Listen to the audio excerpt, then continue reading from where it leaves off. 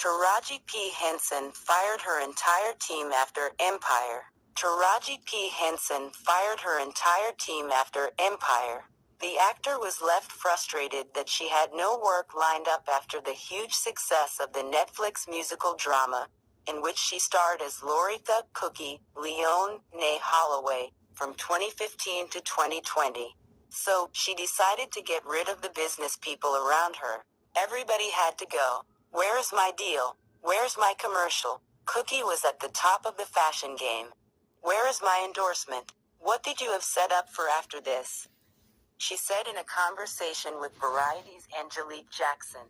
That's why you all haven't seen me in so long. They had nothing set up. Her team had suggested she do another cooking show, but it didn't go as planned. I said, I'll do it, but it has to be right. She's too beloved for y'all to mess it up. And so, when they didn't get it right, I was like, well, that's it, and they had nothing else. That's when I said, you're all fired. The Golden Globe winner also spoke about not being willing to accept less than what she is worth after being offered less money than her white co-stars. I put in the work so that I could have a voice, so that I could say no to unfair offers, so that I could fight for those coming in behind me. You can't just pay me anything 'cause I'll say no, she shared.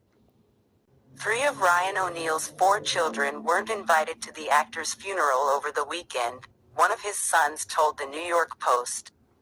Griffin O'Neal, 59, said he drove from Houston, Texas, to Los Angeles last week but was told the memorial service wouldn't take place until the weekend after Christmas, only for the ceremony to take place on Saturday. I wasn't even invited to send him off, Griffin said. I'm the hated son who told the truth. Dark times in this family. Love means never having to say you're sorry, and Ryan never did, to anyone. Griffin also claimed that his sister Tatum O'Neal and half-brother Redmond were also both not invited. Patrick O'Neal, Ryan's son, with second wife Lee Taylor Young, organized the service, which was attended by only around 25 people, according to the Post. Ryan O'Neal died from congestive heart failure at the age of 82 on December 8th. The actor's son has been open about his tumultuous relationship with his father, claiming that Ryan gave him cocaine for the first time when he was 11 years old. He was a very abusive, narcissistic psychopath. He gets so mad he can't control anything he's doing, Griffin said in a 2009 interview with Vanity Fair. Having to say you're sorry, and Ryan never did, to anyone. Griffin also claimed that his sister Tatum O'Neal and half-brother Redmond were also both not invited. Patrick O'Neal, Ryan's son, with second wife Lee Taylor Young, organized the service, which was attended by only around 25 people, according to the Post. Ryan O'Neal died from congestive heart failure at the age of 82 on December 8th. Social media has been ablaze with unprecedented end-of-the-year mess centered around T.D. Jakes, Simone Biles' husband Jonathan Owens, Christian Keys, Taraji P. Henson, and married to medicine doctor Jackie, who've dominated headlines over the past few weeks. Hours after being entangled in an extra spicy rumor, Bishop T.D. Jakes denied baseless, viral videos accusing the megachurch minister of assault and allegedly attending Diddy's alleged sex parties. Christian Post reports his representative shut down the accusations against the 66-year-old as unequivocally false. Jordan A. Hora, Executive Director of Public Relations and Communications for the T.D. Jakes Group, T.D. Jakes Ministries, and the Potter's House, released a statement to the publication. Recent claims circulating on pockets of social media about Bishop T.D. Jakes are unequivocally false and baseless, Hora wrote. What has always been true, in the words of the late pastor Charles H. Spurgeon, if you want the truth to go round the world, you must hire an express train to pull it, but if you want a lie to go round the world, it will fly. It is as light as a feather, and a breath will carry it. Jakes formally addressed the rumors, well, kinda, during his Christmas Eve sermon that immediately went viral. Bishop T.D. Jakes speaks out after false claims began circulating. Watch on X him.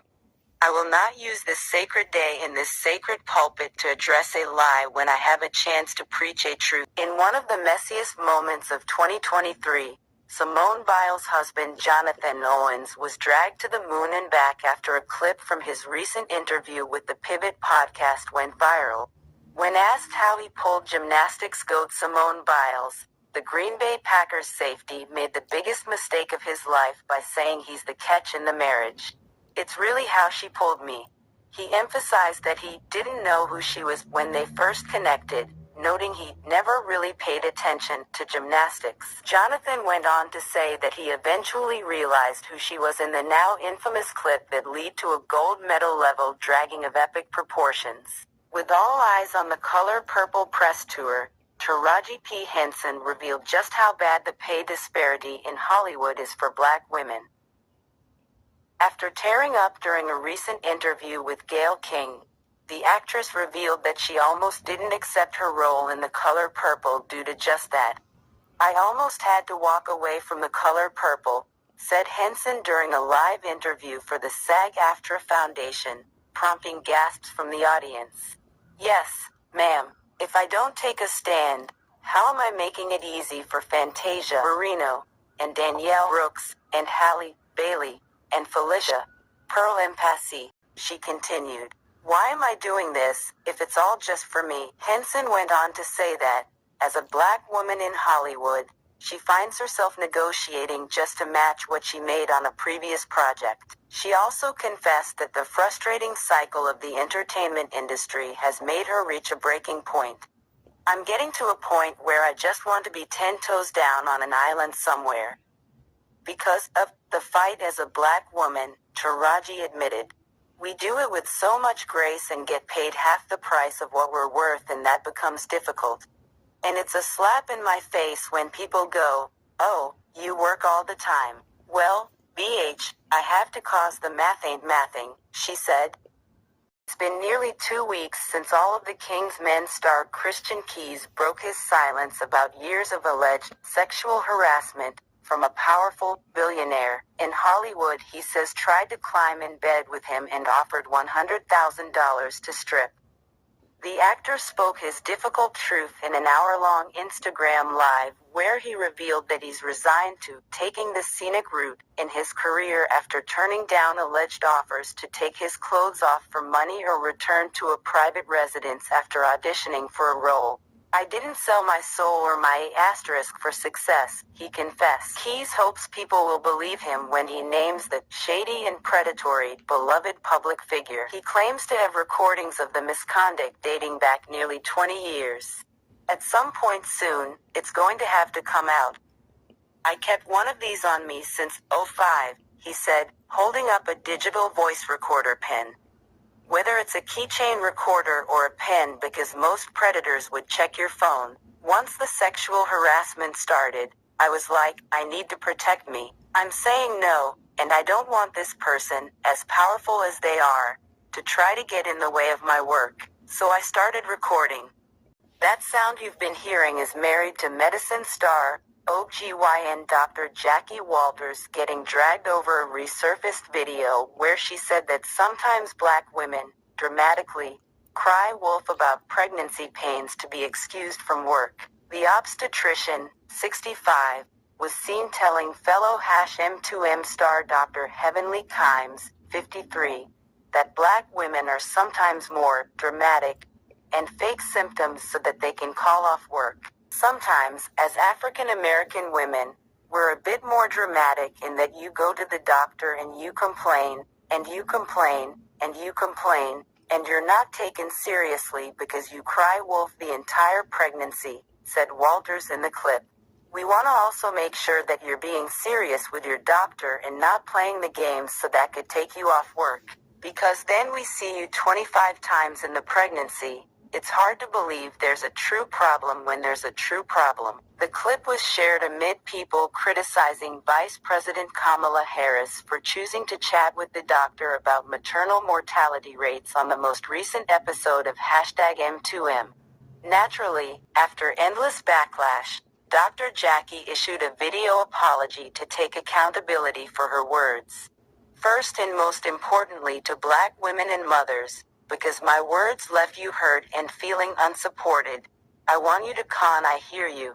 I see you. I believe you and I apologize from the bottom of my heart, said the OBGYN through tears. She also noted that she's pained to her core, and said she used the wrong words and descriptions to convey her concerns regarding maternal mortality in women of color. If you have not subscribed to the channel as yet, kindly do so before leaving the page, and don't forget to hit that like bell, the thumbs up bell. Thank you for watching.